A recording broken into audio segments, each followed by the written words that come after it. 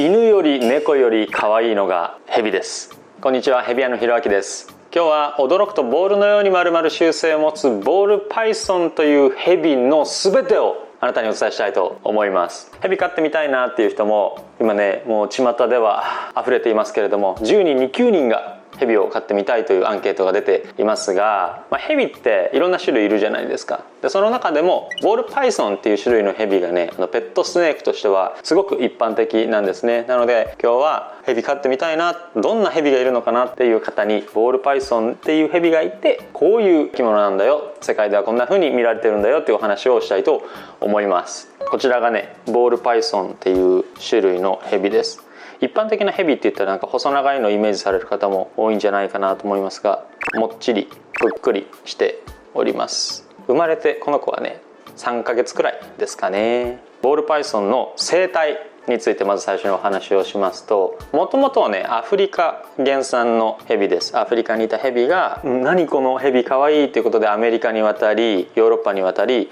ペットスネークとして繁殖され増やされ今流通しているっていう感じですね。原種としてはもともとはこういう感じの黒と茶色の感じのヘビなんですけど、体の中にいろんな遺伝子を持っていて、その遺伝子の組み合わせによってこういうね白黒になっていったり黄色になっていったり、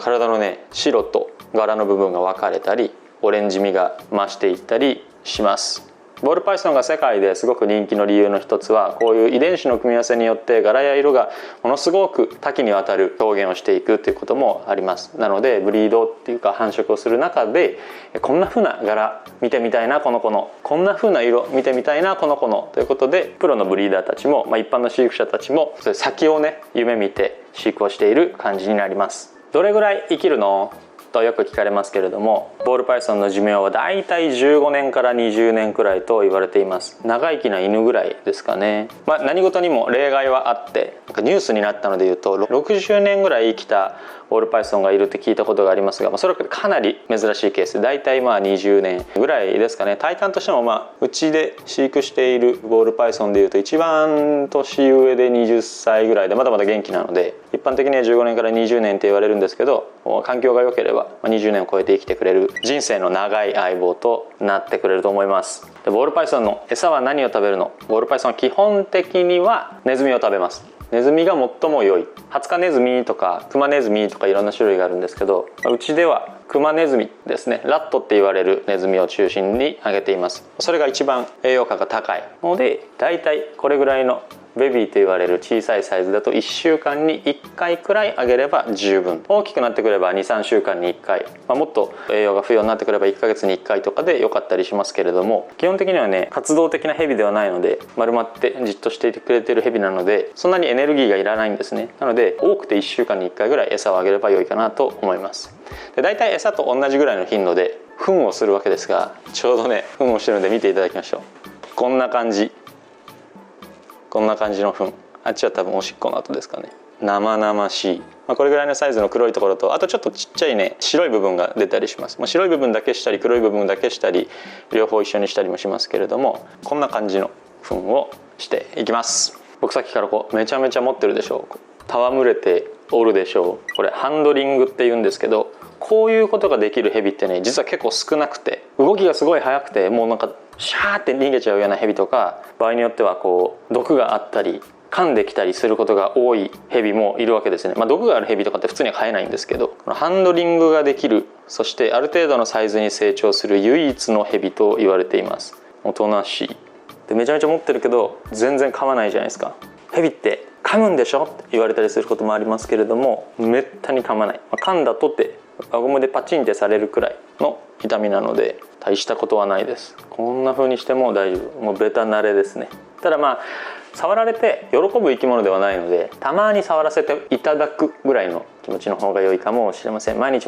かわいいねっつってあーってやるのと、ちょっとストレスになっちゃうかもしれないので、たまにね、今日はヘビに癒してほしい、会社で嫌なことがあった、学校で辛いことがあった、今日だけは触らせておくれみたいな時に触ってあげるといいかもしれません。ボールパイソンの飼育の一つの大きな喜びに繁殖があります。本当にただのペットスネークでそこにいるだけでこの子だけでっていう人は結構少数派で、繁殖をしてこの子の子供を見てみたい、この子の色を変えてみたいみたいな目的で飼われる方が日本でも多いですし、海外だともうほとんどそういう目的なんじゃないかなと、ことが喜びなんじゃないかなと思いますけれども、どうやって増えるのかっていうと交尾をするわけですね。ここにね総排泄腔っていううんちもおしっこもするし、交尾もする器官があるんですけど、ここを絡ませ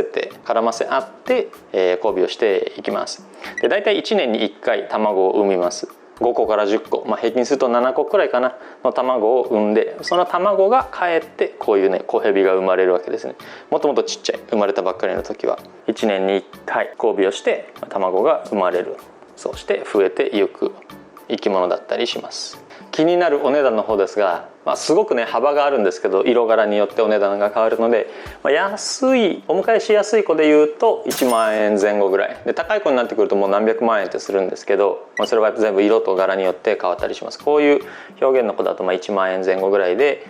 販売されることが多いんじゃないかなと思います。飼育もね難しくなくて、温度湿度だけしっかり用意してあげれば餌の頻度も少ないし、こういうものもそんなにお金がかからず、だいたい1万円ぐらいで、揃うんじゃないかなと思います。ヘビなんて飼えるのって思ってる方もいるかもしれませんが、飼えます。ハードル高いんじゃないの、難しいんじゃないの、そんなことはないって言ったらあれですけど、とても飼いやすい子たちで環境を整えてあげるのもだいたい1万円ぐらいでできるので、もし興味を持っていただけたらですね、公式 LINE とかもありますので、お迎えに行きたいんだけど、実際に見たいんだけど、触ってみたいんだけど、お店はどこにありますかなどなどお問い合わせいただければ嬉しいです。今日は驚くとボールのように丸々習性を持つボールパイソンというヘビを飼ってみたいなという方に向けて、ボールパイソンの全てをお話ししました。当店の販売しているヘビをご覧になりたい方は概要欄にあるホームページ、またはライブ配信での紹介動画をご覧ください。飼育やご購入についてご質問のある方は公式 LINE からお問い合わせをお待ちしています。